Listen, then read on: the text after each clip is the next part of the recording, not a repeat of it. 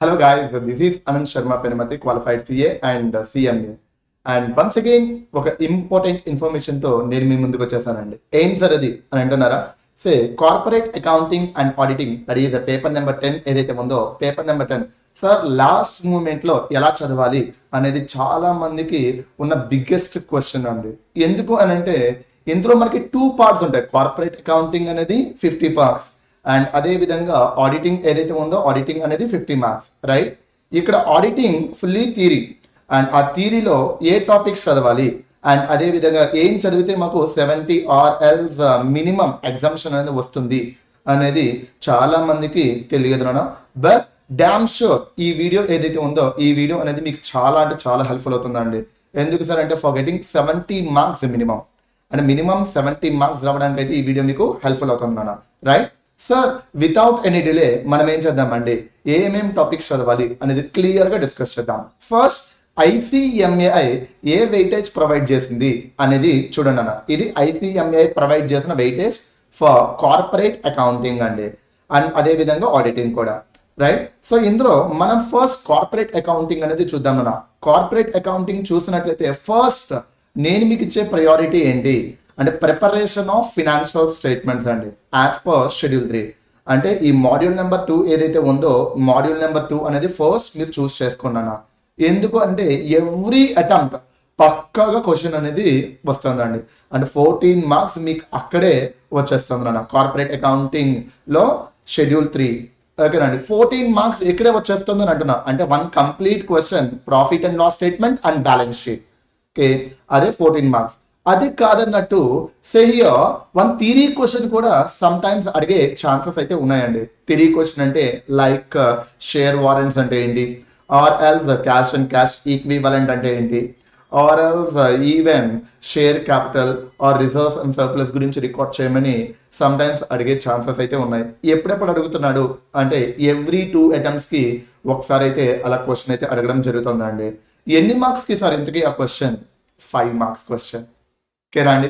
So 5 marks అక్కడే వస్తుంది and అది కాదన్నట్టు 14 మార్క్స్ వస్తున్నాయి. అంటే టోటల్ గా 19 మార్క్స్ మీకు అక్కడే జనరేట్ అవుతున్నాయి నాన్న, right? And thereafter next priority నేను మీకు ఇచ్చేది ఏంటి సార్ అంటే క్యాష్ ఫ్లో స్టేట్మెంట్ అన్న. సో ఈ క్యాష్ ఫ్లో స్టేట్మెంట్ ఏదైతే ఉందో క్యాష్ ఫ్లో స్టేట్మెంట్ కూడా ఎవ్రీ అటెంప్ట్ అడుగుతూనే ఉన్నాడండి. ఓకే, ఎవ్రీ అటెంప్ట్ వాడు మనకి అడుగుతూనే ఉన్నాడు. సార్ ఇక్కడ క్యాష్ ఫ్లో స్టేట్మెంట్ ప్రిపరేషన్ అప్పుడు 2 మెథడ్స్ ఉంటాయి, డైరెక్ట్ మెథడ్, ఇండైరెక్ట్ మెథడ్. ఏ మెథడ్ ఫాలో అయితే మంచిది సార్ అని అడుగుతున్నారండి. సార్ 2 మెథడ్స్ ఇంపార్టెంటే, 2 మెథడ్స్ మనకి ఇక్కడ ఇంపార్టెంట్ అన్న. ఎందుకు అని అంటే హియర్ 2 అటెంప్ట్స్ ఇండైరెక్ట్ మెథడ్ అడిగినట్లయితే 1 అటెంప్ట్ అనేది డైరెక్ట్ మెథడ్ అనేది అడుగుతున్నాడు అన్న. ఓకేనా అండి? ఇన్ కేస్ డైరెక్ట్ మెథడ్ అడిగినట్లయితే కొంచెం క్లిస్టీగా క్వశ్చన్ అనేది ఇవ్వడం జరుగుతుంది. లేదు సార్ సమ్ టైమ్స్ వాడు ఇంకొక విధంగా కూడా అడుగుతున్నాడు. ఏంటది? కొన్ని ట్రాన్సాక్షన్స్ ప్రొవైడ్ చేసి ఆ ట్రాన్సాక్షన్స్ ఆపరేటింగ్ యాక్టివిటీయా, ఇన్వెస్టింగ్ ఆర్ ఫినాన్షియల్ యాక్టివిటీయా అని క్లాసిఫై చేయమని చెప్తున్నాడు. సో అది కూడా మీరు ఒకసారి జాగ్రత్తగా చూసుకోండి అన్న.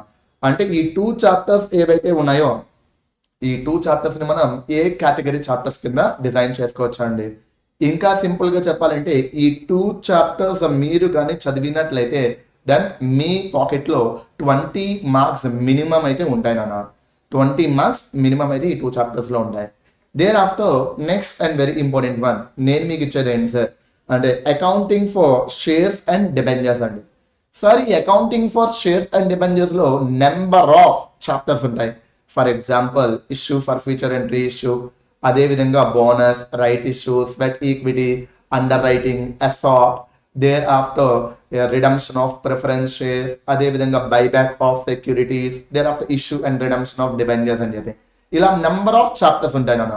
బట్ ఆ చాప్టర్స్ లో ఏ చాప్టర్స్ చదివితే మాకు ఇక్కడ ఎక్కువ మార్క్స్ జనరేట్ అవుతాయి అని అంటే సార్ క్వశ్చన్ పేపర్ డిజైన్ చేసేటప్పుడు ఎవరు ఏ చాప్టర్ లోంచి ఇస్తారు అనేది క్లారిటీ ఉండటం లేదు నాన్న.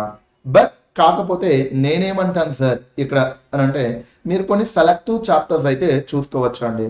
ఏంటా చాప్టర్స్ అవన్నీ? Number 1 which is issue and redemption of debentures. Issue and redemption of debentures ఈ చాప్టర్ అయితే కంపల్సరీగా చూసుకోండి అన్న. బట్ కొంతమంది ఏం చేస్తారు అని అంటే రిడమ్షన్ ఆఫ్ డిబెంజర్స్ ఏదైతే ఉందో రిడమ్షన్ ఆఫ్ డిబెంజర్స్ అనేది కష్టం అని చెప్పి వదిలేస్తారు నాన్న. ఓకేనా అండి, అలాంటి వాళ్ళు ఏం చేయలేమండి. ఎందుకనంటే మన టార్గెట్ ఇక్కడ 70 మార్క్స్, అంతేగాని 100 మార్క్స్ అనేది కాదు కాబట్టి. ఓకేనా. అండ్ దేర్ ఆఫ్టర్ నేను ఇంకొకటి ఇచ్చే సజెషన్ ఏంటి సార్ అని అంటే underwriting of securities. Underwriting లో ఫార్మ్ అండర్ రైటింగ్ ఉండేటప్పుడు లైబిలిటీ ఎలా క్యాలిక్యులేట్ చేయాలి అనేది అడుగుతున్నాడు. Without firm underwriting liability ఎలా క్యాలిక్యులేట్ చేయాలి అనేది అడుగుతున్నాడు అన్న. ఈ 2 మోడల్సే ఎక్కువగా అడగడం అనేది జరుగుతోంది. ఓకేనండి. ఇది కాకపోతే ఇంకొకటి ఏంటి సార్, ఈ amount receivable or payable to underwriter. ఓకేనండి, amount receivable or payable to underwriter very small topic. And అదే విధంగా 45 నుంచి 1 hour లో, అంటే 45 minutes నుంచి 1 hour లో రివైజ్ చేసే టాపిక్ అండి ఇది. Okay, thereafter next one ఏంటి సార్, బైబ్యాక్ ఆఫ్ సెక్యూరిటీస్.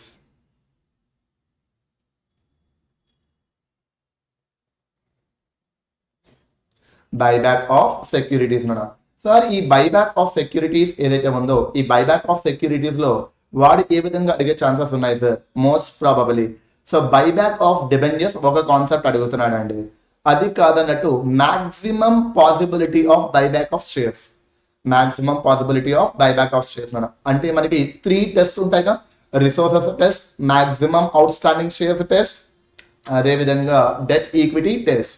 ఈ మూడింటిని బేస్ చేసుకుని మాక్సిమం ఎన్ని షేర్స్ బైబ్యాక్ చేసే ఛాన్సెస్ ఉన్నాయి అనే క్వశ్చన్ ఒకటి ఉంటుందండి. అది కంపల్సరీగా చూసుకోండి, ఎందుకంటే దాని మీద ఎక్కువ అడిగే ఛాన్సెస్ అయితే ఉన్నాయి. ఓకేనండి, ఈ 2 మోడల్స్ మనకు ఉంటాయి, buyback of securities, buyback of debentures and buyback of shares. Debentures buyback చేసేటప్పుడు own debentures investment in own debentures మీద అకౌంటింగ్ ట్రీట్మెంట్ ఏంటి అని అడిగే ఛాన్సెస్ కూడా ఉన్నాయి నాన్న. అంటే టోటల్ గా 3 మోడల్స్ అయితే మనకి అవైలబుల్ గా ఉంటాయి. అండ్ ఈ చాప్టర్ ని మీకు రివైజ్ చేయడానికి 1 hour నుంచి 1.5 hour అయితే టైం పడుతుందండి. Okay, thereafter next one ఇంకా ఏం టాపిక్స్ చూసుకుంటే మంచిది సార్ అంటే బోనస్ అండ్ రైట్ ఇష్యూ ఏవైతే ఉన్నాయో అవన్నీ చిన్న చిన్న టాపిక్సే. అండ్ ఎగ్జామినేషన్ ముందు అంటే ఒక 1/2 hour ఆర్ 1 hour ముందు జస్ట్ చూస్తే సరిపోతుంది. ఓకేనా అండి, బట్ దాన్ని అయితే ఇక్కడ నేను కన్సిడరేషన్ లోకి తీసుకున్నాను. Thereafter issue forfeiture and reissue of securities. Issue forfeiture and reissue of securities అన్నాం కన్నా షేర్స్ అనడం ఇంకా బెస్ట్ అండి. Okay, issue forfeiture and reissue of shares. ఇందులో మీరు ఫర్ఫీచర్ అండ్ రీఇష్యూ మీద ఎక్కువ కాన్సన్ట్రేట్ చేయండి అన్న, ఎందుకంటే దాని మీద క్వశ్చన్స్ అడుగుతున్నాడు. ఓకేనా అండి. అండ్ అది కాదన్నట్టు బేసిక్స్ ఏవైతే ఉన్నాయో బేసిక్స్ లైక్ ప్రీమియంకి ఇష్యూ చేసేటప్పుడు అండ్ అదే విధంగా పార్ వాల్యూకి ఇష్యూ చేసేటప్పుడు అకౌంటింగ్ ట్రీట్మెంట్ మీద చిన్న చిన్న ఎంసీక్యూస్ ఉంటాయి నాన్న. ఆ ఎంసీక్యూస్ అడిగే ఛాన్సెస్ అయితే ఇక్కడ ఎక్కువగా ఉన్నాయండి, రైట్. అండ్ ఇవి కాదన్నట్టు ఇంకేం టాపిక్స్ ఉంటాయి సార్ మనకి, రిడమ్షన్ ఆఫ్ ప్రిఫరెన్స్ షేర్స్. అందులోంచి ఎంసీక్యూ వచ్చే అయితే ఛాన్సెస్ అయితే ఉన్నాయి నాన్న. బికాస్ ఎంసీక్యూస్ కి మనకి ఆప్షన్స్ ఆర్ చాయిస్ అయితే ఏమీ లేదు. అందుకనే నేనేమంటాను, ఇందులోంచి క్వశ్చన్స్ వచ్చే ఛాన్సెస్ ఉన్నాయి, బట్ ఎంసీక్యూస్ అయితే రిమైనింగ్ టాపిక్స్ నుంచి అయితే వచ్చే ఛాన్సెస్ అయితే ఎక్కువగా ఉన్నాయి నాన్న. ఓకేనా అండి.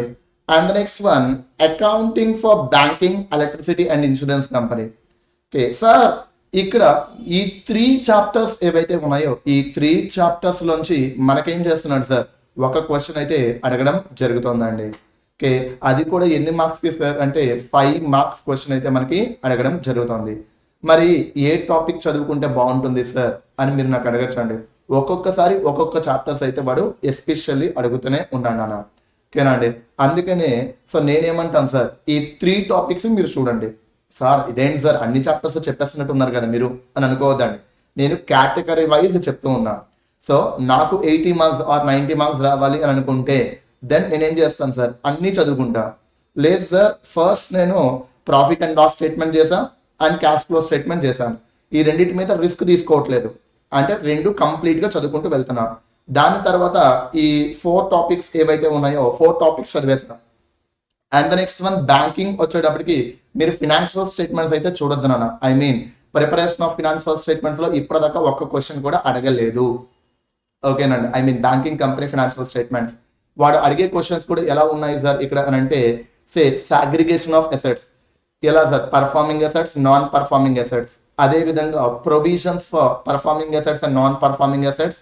There after here sir performing assets కి ఇన్కమ్ ఎలా రికగ్నైజ్ చేయాలి, నాన్ పర్ఫార్మింగ్ అసెట్స్ కి ఇన్కమ్ ఎలా రికగ్నైజ్ చేయాలి, దాన్నే prudential norms for recognition of income అని అంటాం.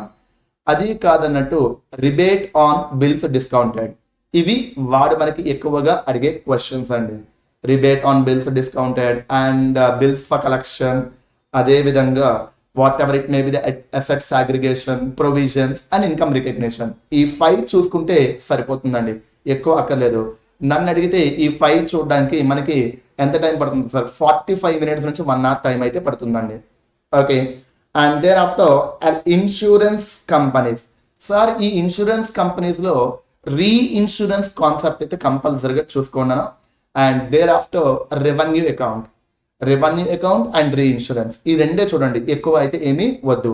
ఎందుకనంటే రీఇన్సూరెన్స్ లో క్లెయిమ్స్ ఎలా క్యాలిక్యులేట్ చేస్తారు, ప్రీమియం ఎలా క్యాలిక్యులేట్ చేస్తారు, ఓకేనా అండి. అండ్ అదే విధంగా కమిషన్ ఎలా క్యాలిక్యులేట్ చేస్తారు, ఇవి చూడండి.